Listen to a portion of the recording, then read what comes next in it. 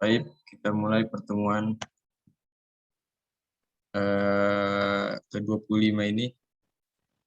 Sebelumnya izinkan saya untuk membuka presentasi kita pada hari ini. Assalamualaikum warahmatullahi wabarakatuh. Waalaikumsalam warahmatullahi wabarakatuh. Segala puji bagi Allah Tuhan alam yang telah memberikan kita nikmatan yang begitu luas seperti nikmat Islam, nikmat iman, dan nikmat kesehatan. Dan semoga kita selalu dalam lindungannya. Dan salawat serta salam kita junjungan kepada Nabi besar kita, Nabi Muhammad SAW, serta para keluarganya, sahabatnya, dan para pengikutnya hingga akhir zaman. Baik, pada kesempatan kali ini, kami dari kelompok 11 akan menjelaskan tentang gerakan dan organisasi Islam modern di Indonesia.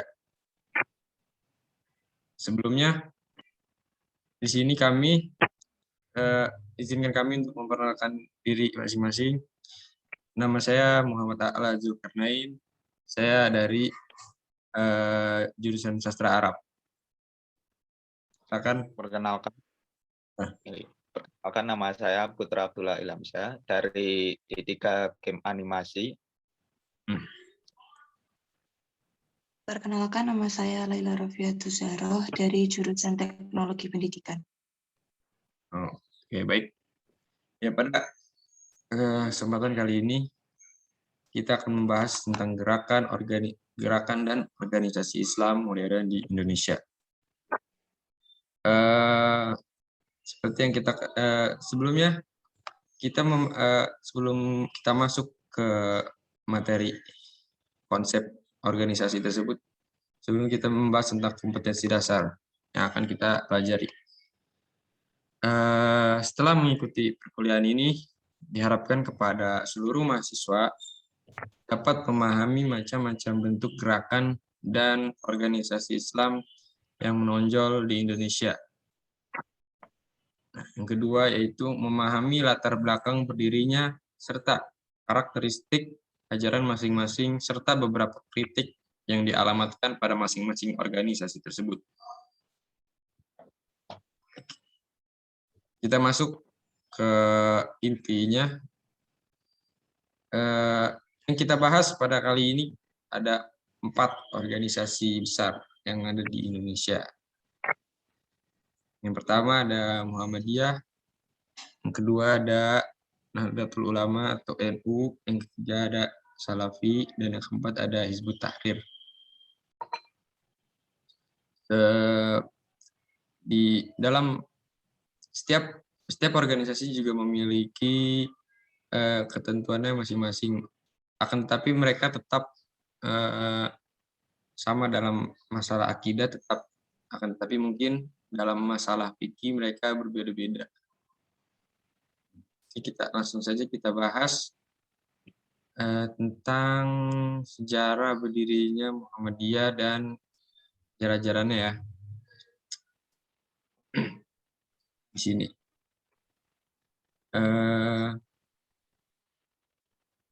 Pada organisasi Muhammadiyah ya, yang selama ini kita ketahui itu didirikan oleh Kiai Haji Ahmad Dahlan pada tanggal 18 November tahun 1912 Masehi. Bentar. Didirikan di Kampung Kauman, Yogyakarta. Dan Persyarikatan Muhammadiyah ini dengan tujuan memurnikan ajaran Islam yang menurut anggapannya, yang menurutnya telah banyak dipengaruhi hal-hal mistik pada zaman-zaman sebelumnya. Jadi makanya Kiai Haji Ahmad Dahlan ini berusaha mendirikan organisasi Muhammadiyah agar memurnikan ajaran Islam yang telah tercampur oleh kesyirikan atau hal-hal mistik yang telah terjadi. Dan kegiatan ini pada awalnya juga memiliki basis dakwah untuk wanita dan kaum muda yang disebut pengajian Sidratul Muntaha. Selain itu, peran dalam pendidikan mewujudkan dalam pendirian sekolah dasar dan sekolah lanjutan. Seperti jadi zaman dahulu itu sekolah itu satu, nggak ada dibagi-bagi kelas, nggak ada. Misalnya dulu kan, makanya sekarang itu kayak ada namanya TK, SD, SMP, seperti itu hasil dari pemikiran Muhammadiyah yang mengelompokkan adanya kelas-kelas seperti sekolah dasar, SD, sekolah lanjutan. Nah, dulu biasa dikenal sebagai Ogre School Muhammadiyah dan lalu selanjutnya berganti nama menjadi Ogre School Muhammadiyah atau sekarang lebih dikenal dengan Madrasah Muallimin Muhammadiyah Yogyakarta, khusus laki-laki yang bertempat di Jalan Suparman nomor 68 Patangpuluhan Kecamatan Wirobrajan. Oke.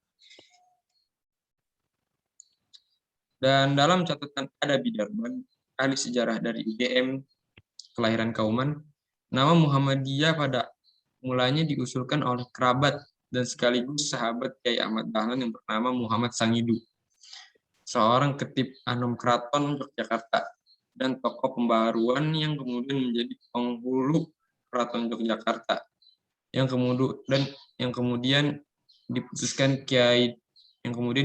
oleh Kyai Ahmad Dahlan setelah melakukan sholat istikharah. Pada masa kepemimpinan Kyai Dahlan dari tahun 1912 sampai 1923, pengaruh Muhammadiyah terbatas di Karesidenan seperti Yogyakarta, Surakarta, Pekalongan, dan Kajangan. Sekitar daerah Pekalongan sekarang. Selain Jogja, cabang-cabang Muhammadiyah juga terdiri dari kota-kota tersebut pada tahun 1922. Dan pada tahun 1925, Abdul Karim Amrullah membawa Muhammadiyah ke Sumatera Barat dengan membuka cabang di Sungai Batang, Agam. Dalam tempo yang relatif singkat, arus gelombang Muhammadiyah telah menyebar ke seluruh Sumatera Barat dan dari daerah inilah kemudian Muhammadiyah bergerak ke seluruh Sumatera, Sulawesi, dan Kalimantan pada tahun 1938. Dan Muhammadiyah telah tersebar ke seluruh Indonesia. Dan adapun ajaran dan pemikirannya, di sini kita bisa lihat poin pertama, yakni mengamalkan ibadah yang secara eksplisit disebutkan dalam Al-Quran, hadis sahih, dan hasil ijtihad dari ulama tokoh pembaru. Nah, tokoh-tokoh agama itu seperti Ahmad bin Hambal dan Syekhul Islam Ibnu Taimiyah. Dan kedua adalah segala hal baru mengenai ibadah yang tidak pernah dilakukan Rasulullah SAW ada disebut dengan bid'ah. Lalu di sini basis masa. Basis masa pada hari ini lebih sekitar, kalau kita lihat, sekitar lebih dari 25 juta muslim Indonesia adalah pengikut Muhammadiyah. Dan basis sosialnya adalah sekolah modern. Para pedagang, penduduk kota, para petani mencakup wilayah Jawa maupun luar Jawa. Yang seperti saya telah sebutkan tadi, sekarang Muhammadiyah itu sudah tersebar di seluruh Indonesia. Sebelumnya di Sumatera, sekarang di Kalimantan, Sulawesi.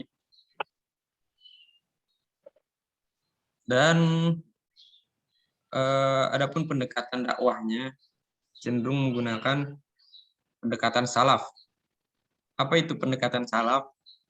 Pendekatan salaf itu jadi dia menganut bagaimana cara orang-orang terdahulu itu beragama. Jadi tidak dengan pemahaman salaf. Dia beragama dengan menggunakan pemahaman salaf dan dakwah menyeluruh dilengkapi dengan 3 prinsip, yaitu tabsyir, islah, dan tajdid. Adapun nanti pendekatan salaf ini akan ada lagi pembahasannya yang akan nanti dijelaskan oleh teman saya. Oke. Selanjutnya kita berpindah ke organisasi selanjutnya. Nah, untuk Nahdlatul Ulama, saya yang akan membahas. Nah, untuk latar belakangnya, Nahdlatul Ulama lahir dari kalangan pesantren yang gigih melawan kolonialisme saat Indonesia berjuang meraih kemerdekaan. Mereka membentuk organisasi gerakan Nahdlatul Watan, atau artinya kebangkitan tanah air pada tahun 1916. Kemudian pada tahun 1918 mendirikan Taswirul Afkar atau kenal juga dengan Nahdlatul Fikri yang artinya kebangkitan pemikiran sebagai wahana pendidikan.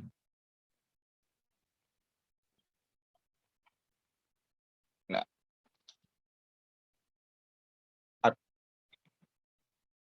sebagai wahana pendidikan sosial politik kaum keagamaan dan kaum santri. Selanjutnya didirikan Nahdlatul Tujar, gerakan kaum saudagar yang dijadikan basis untuk memperbaiki perekonomian rakyat. Dengan adanya Nahdlatul Tujar, maka Taswirul Afkar selain tampil sebagai kelompok studi juga menjadi lembaga pendidikan yang berkembang sangat pesat dan memiliki cabang di beberapa kota. Ketika Raja Ibnu Saud hendak menerapkan asas tunggal yakni mazhab Wahabi di Mekah dan hendak menghancurkan semua peninggalan sejarah Islam karena dianggap bid'ah, bermacam-macam reaksi datang dari pemikiran dari berbagai kalangan termasuk Muhammadiyah. Komunitas pesantren yang selama ini membela keberagaman juga ikut menolak keras adanya pembatasan bermazhab dan penghancuran warisan peradaban tersebut. Didorong oleh niatnya yang kuat menciptakan kebebasan bermazhab serta peduli terhadap pelestarian warisan peradaban, maka kalangan pesantren memutuskan untuk membuat delegasi sendiri yang dinamai dengan Komite Hijaz. Komite ini diketuai oleh Kiai Wahab Hasbuwo atas desakan Komite Hijaz dan tantangan dari skala penjuru umat Islam di dunia. Akhirnya Raja Ibnu Saud mengurungkan niatnya. Itulah peran internasional pertama kalangan pesantren yang berhasil memperjuangkan kebebasan bermazhab dan berhasil menyelamatkan peninggalan sejarah serta peradaban yang sangat berharga. Berawal dari kesuksesan Komite Hijaz tersebut, kalangan pesantren merasa perlu membentuk organisasi fungsional yang lebih sistematis untuk mengantisipasi perkembangan zaman. Setelah para kiai pesantren saling berkoordinasi, akhirnya muncul kesepakatan untuk membentuk organisasi yang bernama Nahdlatul Ulama pada tanggal 16 Rajab 1344 Hijriah atau 31 Januari 1926. Nah,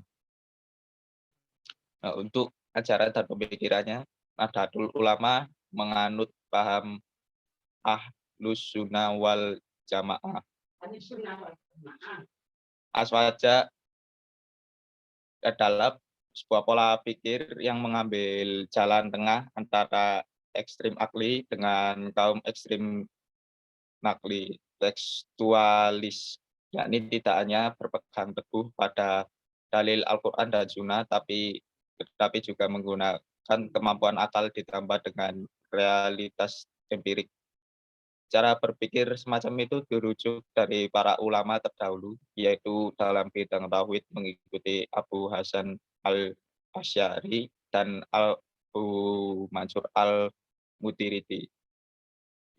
Dalam bidang fikih mengikuti 4 imam mazhab, yaitu Hanafi, Malik, Syafi'i, dan Ahmad bin Hanbal. Dalam bidang tasawuf mengikuti Al-Ghazali dan Junaid al-Baghdadi. Secara lebih spesifik, terdapat sejumlah ajaran dan atau pemikiran NU yang relatif menonjol. Ajaran dan atau pemikiran tersebut diantaranya yang pertama, samping mengamalkan ajaran yang secara eksplisit tercantum dalam Al-Quran dan hadis, NU juga mengamalkan ibadah yang tidak disebutkan secara eksplisit dalam Al-Quran dan hadis sahih, seperti tahlilan, istighosah, tibaan, manakib, dan lain-lain. Kedua, mengikuti hasil ijtihad imam-imam mazhab 4, terutama mazhab Syafi'i dan para pengikutnya, seperti tarawih 20 rakaat, kunut subuh, dan witir pada separuh kedua Ramadan. Azan dua kali menjelang khutbah Jumat, menambah Sayyidina sebelum nama Muhammad, serta menggunakan metode ru'yatul hilal untuk menentukan awal dan akhir Ramadan. Ketiga, di samping menggunakan Al-Quran dan hadis Nabi, NU juga menjadikan pendapat sahabat, tabi'in, dan para ulama sebagai rujukan penting dalam berakidah dan beribadah. Pendapat mereka terkumpul dalam kitab klasik yang diberi nama Kitab Kuning. Kitab Kuning ini menjadi rujukan wajib pesantren tradisional milik NU. Keempat, meyakini adanya berkah yang bisa diambil dari orang-orang solih, baik yang masih hidup maupun sudah meninggal. Oleh karena itu, aktivitas ziarah kubur para nabi, ulama, dan wali menjadi pelengkap tradisi ibadah warga NU. Kelima, pesantren tradisional serta pengasuh lainnya dijadikan sebagai lembaga rujukan penting untuk mengatasi skala problematika kehidupan agama dan sosial, sekaligus menjadi basis penyebaran ajaran NU. Basis ketiga, basis masa NU. Menurut Mujani, dalam Asy'ari, populasi pengikut NU di Indonesia berjumlah 40 juta jiwa yang mayoritas berada di Pulau Jawa, Kalimantan, Sulawesi, dan Sumatera. Dengan beragam profesi yang sebagian besar dari mereka adalah rakyat jelata, baik di kota maupun di desa, mereka memiliki kohesivitas yang tinggi karena secara sosial ekonomi memiliki problem yang sama. Selain itu, mereka juga sangat menjiwai ajaran Ahlus Sunnah wal Jannah. Pada umumnya mereka memiliki ikatan cukup kuat dengan pesantren yang merupakan pusat pendidikan rakyat dan cagar budaya NU. Saat ini basis pendukung NU mengalami pergeseran jalan dengan pembangunan dan perkembangan industrialisasi. Banyak warga NU di desa yang bermigrasi ke kota dan memasuki sektor industri. Maka jika sebelum ini basis NU lebih kuat di sektor petani dan pedesaan, maka saat ini basis NU di sektor buruh di perkotaan juga cukup dominan. Demikian juga dengan terbukanya sistem pendidikan, basis intelektual warga NU juga semakin luas. Hal ini sejalan dengan cepatnya mobilitas sosial yang terjadi selama ini. Untuk pendekatannya dakwah NU banyak menggunakan pendekatan kultural, yakni berdakwah dengan menjadikan budaya masyarakat setempat sebagai instrumennya, serta mengakomodasi dan melestarikan budaya masyarakat selama ini tidak bertentangan dengan ajaran Islam. Hal ini terinspirasi dari pendekatan para ulama klasik dan wali songo dalam mengislamkan tanah Jawa. Ketika masyarakat masih suka dengan wayang, wali songo tidak melarang wayang, bahkan menjadikannya sebagai alat dakwah. Meski Rasulullah SAW tidak pernah menggunakan pendekatan itu dalam berdakwah. Menurut NU, berdakwah pada masyarakat awam tidak bisa dilakukan secara kaku dan radikal. Dakwah Islam akan diterima bila ada kedekatan fisik dan psikis antara pendakwah dan umat yang didakwai. Oleh karena itu, dakwah harus dilakukan secara halus dan bertahap. NU berkomitmen memperkuat pendekatan budaya sebagai salah satu elemen penting dakwah Islam di tanah air, sebab melalui budayalah agama Islam dapat diterima dengan baik oleh penduduk pribumi di awal kedatangan Islam. NU juga melakukan berbagai upaya agar akulturasi budaya tersebut tetap menjadi cita-cita kuat organisasi yang didirikan oleh Kiai Hasyim Asy'ari ini. Salah satunya adalah melalui upaya sosialisasi ke pondok pesantren yang merupakan basis kaderisasi potensial kalangan NU, termasuk pula memberikan penyadaran kepada warga Nahdliyin sebutan penganut NU akan pentingnya menggunakan budaya dalam berdakwah. NU sangat peduli pada kaderisasi sebagai gerakan kultural dan tidak mau memasuki wilayah politik. Nah, itu untuk Nahdlatul Ulama. Selanjutnya saya akan membahas untuk Salafi. Salafi latar belakangnya memiliki gerakan di Indonesia banyak dipengaruhi oleh ide dan gerakan pembaruan yang dilancarkan oleh Muhammad Ibn Abdullah Al-Wahhab di kawasan Jazirah Arabia. Ide pembaruan ini diduga pertama kali dibawa masuk ke kawasan Nusantara oleh beberapa ulama asal Sumatera Barat pada awal abad ke-19. Corak Salafi yang paling asli adalah dakwah Muhammad bin Abdul Wahhab yang dibawa oleh para ulama di Sumatera Barat pada awal abad ke-19, yaitu kaum Padri. Salah satu tokoh utamanya adalah Tuanku Imam Bonjol. Inilah Salafi pertama di Indonesia. Gerakan Padri berlangsung pada kurun waktu 1803 hingga sekitar 1832. Sementara pendapat lain mengatakan bahwa gerakan ini sebenarnya telah mulai muncul bibitnya pada masa Sultan Aceh Iskandar Muda.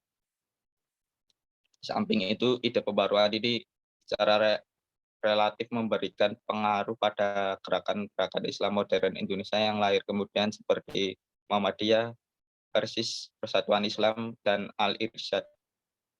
Jargonnya adalah kembali kepada Al-Quran dan Al-Sunnah, serta pemberantasan tahayul, bidah, dan khurafat menjadi isu mendasar yang diusung oleh gerakan-gerakan ini. Tokoh-tokoh yang paling berpengaruh terhadap gerakan Salafi modern di samping Muhammad Ibn Abdul Al-Wahhab antara lain Syekh Muhammad Nasir Al-Din Albani, Syekh Muqbil Al-Wadi'i, Syekh Rabi Al-Madkhali, Syekh Utsaimin, Syekh bin Bas, serta ulama-ulama Saudi Arabia lainnya.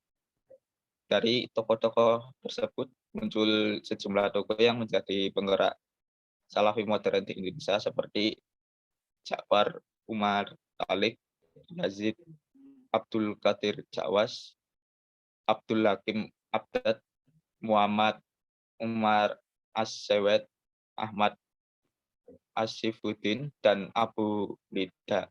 Nama-nama ini bahkan kemudian tergabung dalam Dewan Redaksi Majalah As-Sunnah sebagai majalah gerakan Salafi modern pertama di Indonesia.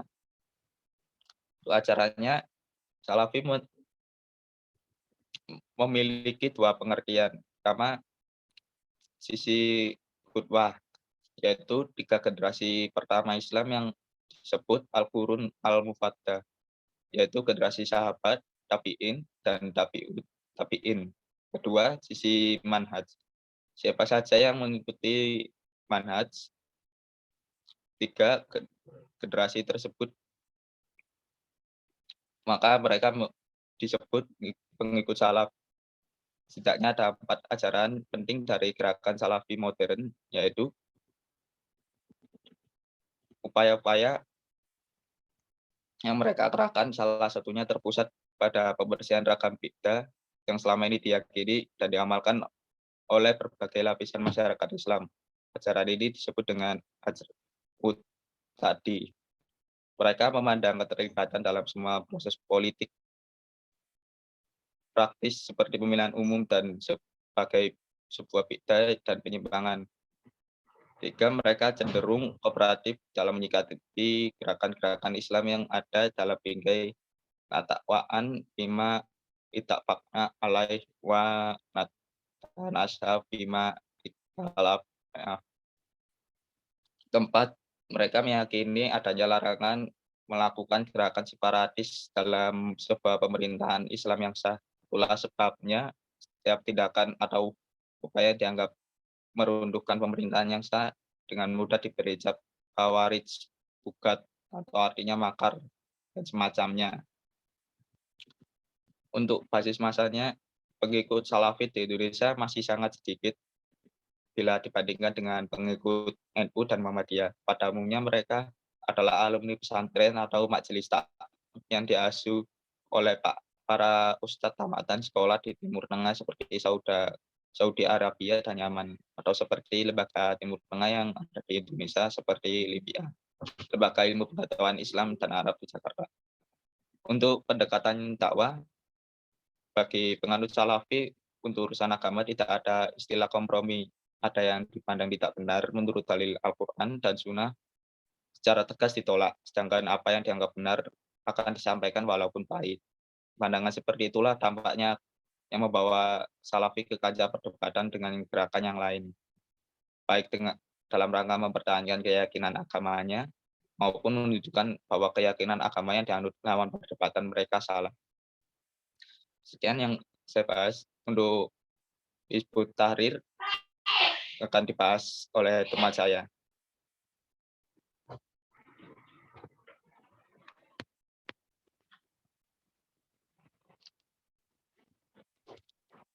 Baik, saya akan menjelaskan tentang Hizbut Tahrir. Hizbut Tahrir didirikan oleh Taqiyuddin Al-Annabani pada tahun 1953.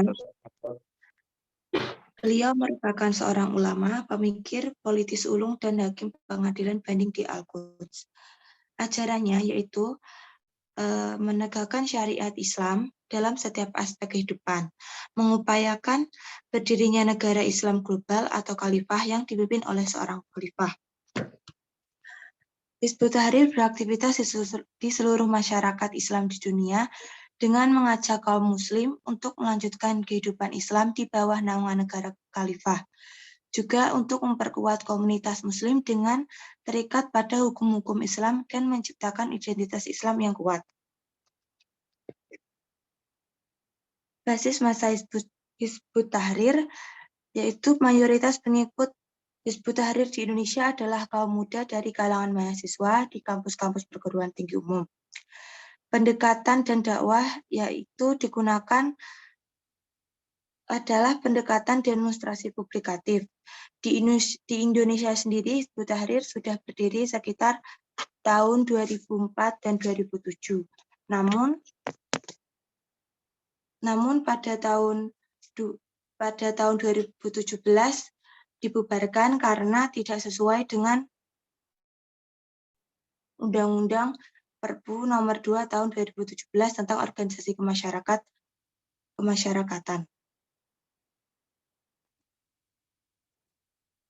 Berikut kesimpulan yang kita ambil dari organisasi Islam, yaitu keempat organisasi di atas memiliki beberapa perbedaan mendasar yang sulit untuk disatukan. Kebanyakan terkait dengan persoalan furu'iyah atau cabang fikih, sementara persoalan usul seperti pokok akidah hampir semuanya sama. Berikut video organisasi Islam yang akan ditampilkan oleh Muhammad Al-Qurnain, dipersilahkan.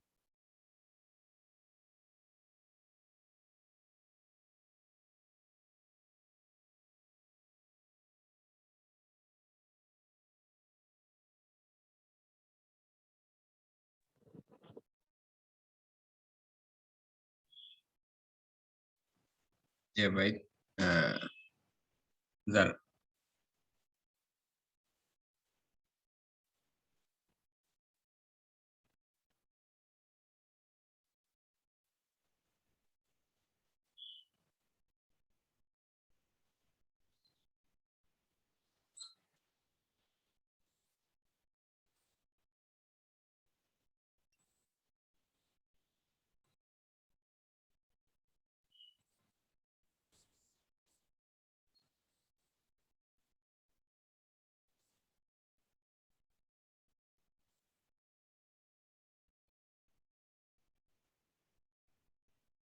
Bentar. Oh. Cheers.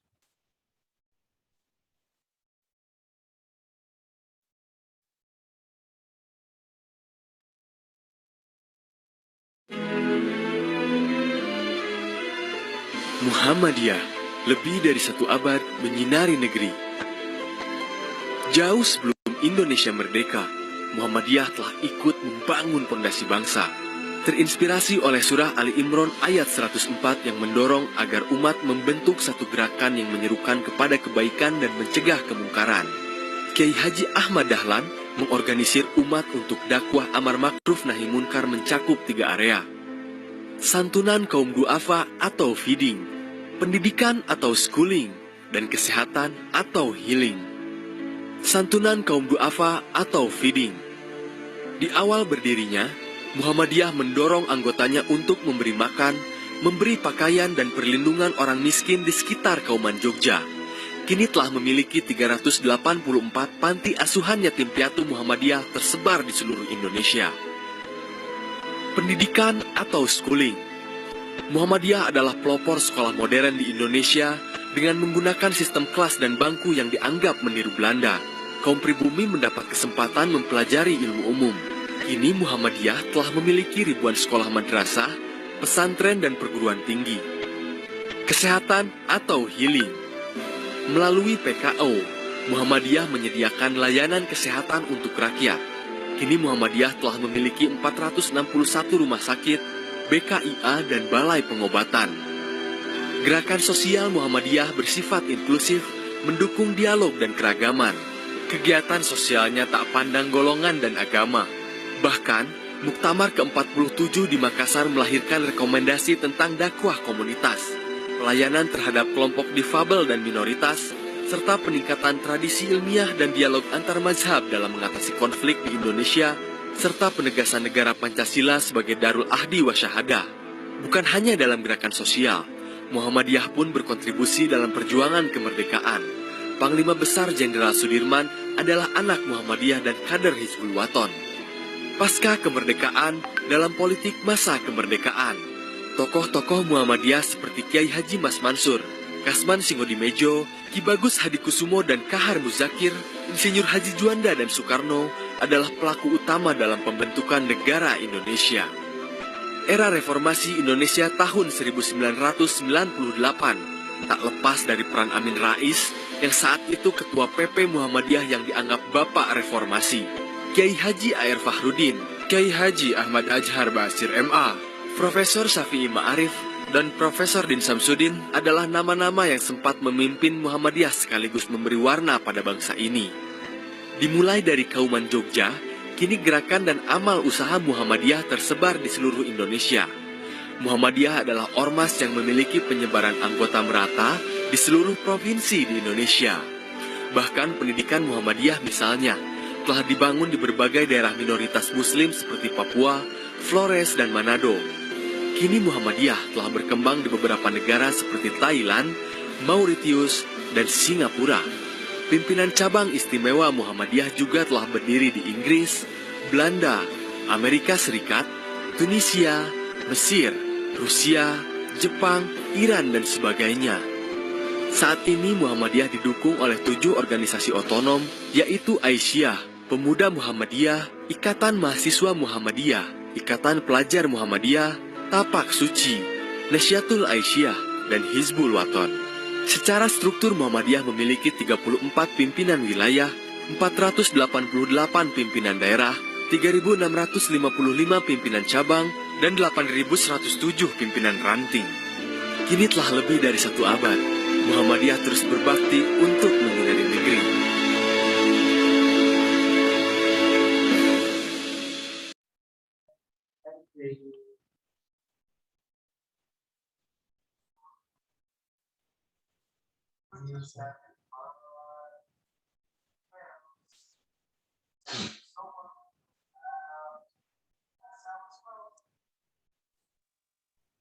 Ya, sebentar.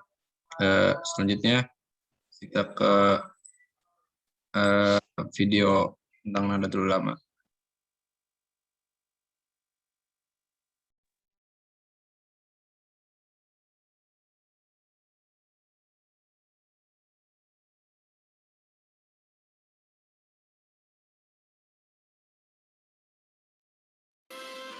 Nahdlatul Ulama, NU for short, is a civil society organization, CSO, as well as a faith-based organization, FBO, in Indonesia with the aim of Rahmatan lil Alamin, or blessings for all.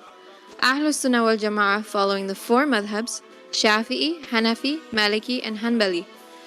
The organization was founded by Kiai Haji Hashim Ashari on January 31st, 1926. During his journey, NU always has a strategic role in fighting for independence and empowering the Indonesian society, as well as actively contributing in humanitarian, peace, tolerance, and civilization issues.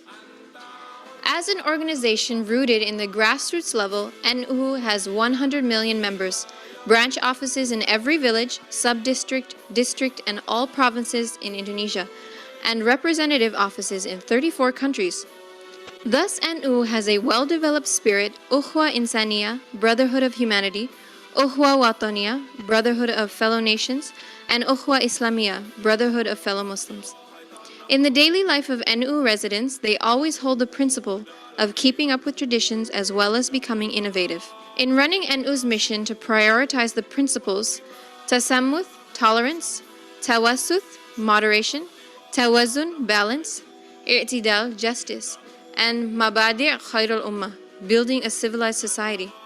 As an organization that has the symbol of the world globe and a linked rope with 9 stars, NU has 22,000 Islamic boarding schools, 270 universities and colleges, 50,000 nursery schools up till high school, 107 hospitals, and 1,700,000 mosques,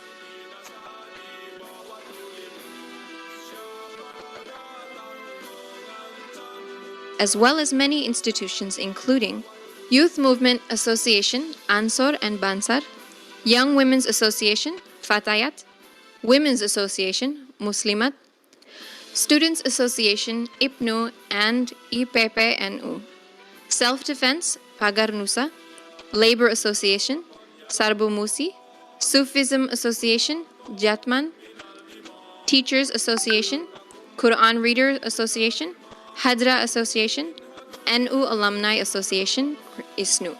NU uses different branches of media including NU Channel and TV9, NU online website and radio station. Strategically placed institutions for helping citizens include the Organizational Institute, a department of Nahdlatul Ulama functioning as a clerical policy executor for Nahdlatul Ulama, related to specific social groups and or those who need special care, thus serving the needs of its citizens. NU is actively involved in recognizing sustainable development goals, social services, empowering society through economical activities, agriculture and social poverty elevation, family planning, environmental life, and natural disasters, as well as many institutions with strategic service to society. NU is always working towards putting forward a universal humanity, conveying that the message of Islam is a peaceful, friendly, tolerant, and against all forms of violence, radicalism, extremism, and terrorism. Tolerance has been developed not only to include, but to promote the concept of protecting and being tolerant until the end, as well as protecting a stable society through religious-based social activities, among them Yasinan, Tahlilan, Salawatan, Istighatha, annual celebrations, pilgrimage, charity, and celebrating births and marriages until death. Therefore, along with the global community, NU has launched a global campaign against extremism and radicalism. And to prevent the development of radicalism and terrorism in Indonesia, NU has been actively involved in de-radicalization in all areas to combat the terrorism that is destroying the world. The organization structure of NU including Mustashar, Advisory Council, A'wan, Consideration Council, Shuriya, Supreme Council, Tanfiziyah, Executive Council.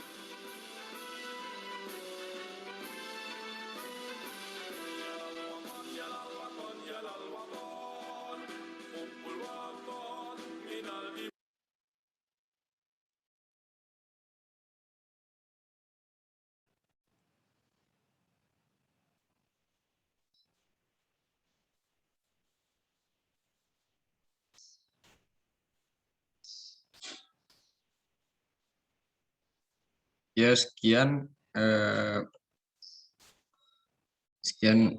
video yang Semoga dapat dipahami oleh teman-teman. Mungkin hanya ini yang dapat kami sampaikan. Kurang lebihnya mohon dimaafkan. Dan semoga teman-teman dapat mengambil hikmahnya. Dan adapun yang ingin bertanya nanti bisa akan dijawab di WA ya. Nah, sekian dari kami. Terima kasih telah berpartisipasi pada pertemuan kali ini. Kami pamit undur diri. Assalamualaikum warahmatullahi wabarakatuh.